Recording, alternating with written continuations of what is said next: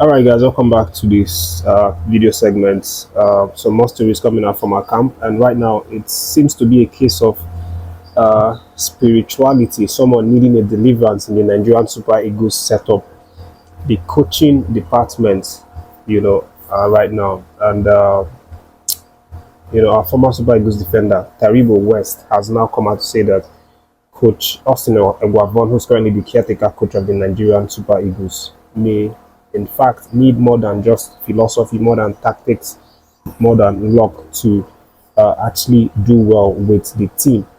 He's saying that this man needs deliverance, in short, that he needs deliverance to start getting the results.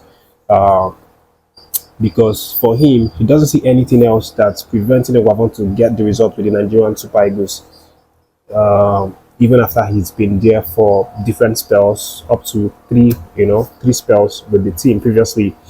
And every time we saw him take charge of the Super Eagles, uh, he would be doing so well, and then all of a sudden he doesn't do so well again, and messes everything up and gets fired along the line.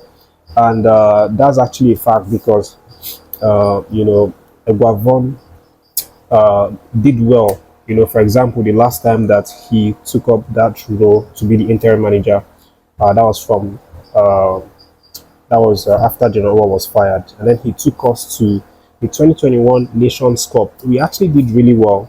We won all our group games. We were in a very tight group where we had Egypt. We beat all these competitors in the group, including Egypt, only to come out in the knockout round to lose against I think it was Tunisia or one country like that, 1-0. That was what we were that we considered that threw us out of the competition. And all of the hard work, all of the great football, for the first time, 2021, I saw Nigerians Bibles play really well. I enjoyed watching the game. We had pattern, we had philosophy.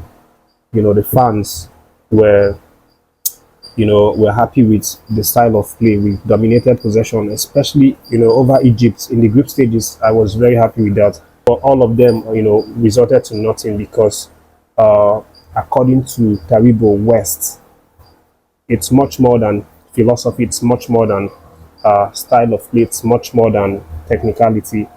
It also has to do with empowerment, spiritual empowerment, which now draws him to say that Eguavoen needs deliverance. The good thing is, obviously, Taribo West is a pastor. From what we know, maybe he should be the one to offer deliverance to Eguavoen and give him that spiritual empowerment because he needs to succeed. We are rooting for him to succeed, with this team. But for me personally, I don't even want all of this going back and forth trying to get a new foreign coach to head the Nigerian team. If Eguavoen can do very well and start getting the results, start playing the way that the fans are excited about, not playing defensive game, playing fluid game that we see European football clubs play, or European national teams, I will be very, very satisfied with that. But leaving that gist, guys, there is also a situation regarding Joseph Yobo, who has now come out to speak about the many different ways that the NFF has wronged him. Yobo actually said a number of things when he spoke recently to the media, and all of these things circle around the fact that he claims that the NFF did not treat him very well after he had previous spells as the assistant coach of the Super Eagles. You recall he worked with General Raw, the brief period before General Raw was allowed to go. And then after he left, he also worked briefly with Eguavoen, and then he worked with Coach Joseph Osiri when he was employed.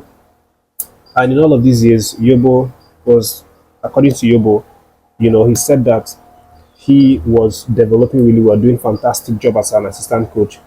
And in his mind, he thought that he was going to get a shot at maybe landing the role of the head coach. And also the painful thing for him was that the NFF was giving him hope that he has a future, even when they failed Even when they failed to qualify for the 2022 World Cup, that's a Eguavoen team, and he, Yobo, and a list of other assistant coaches failed to qualify.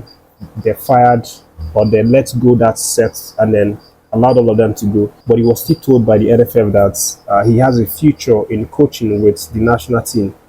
But Yobo is saying now that he hasn't been contacted whatsoever after this reassurance from the NFF, and he feels very bad how things happened after the hope that they gave him.